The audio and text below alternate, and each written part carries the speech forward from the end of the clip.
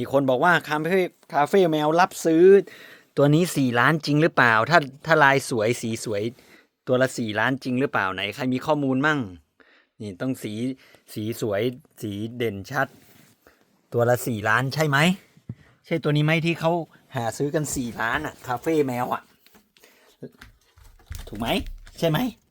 คาเฟ่แมวต้องการ4 ล้านใช่ไหมแบบนี้ใช่ไหมราคาจะถึง4 ล้านไหมถ้าลักษณะสวย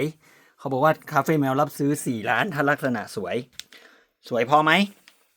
ฮะสีอย่างละครึ่งเนี่ยตรงนี้ก็อย่างละครึ่งอ่ะ4 ล้านมีจริงไหมไหนใครช่วยหาข้อมูลซิ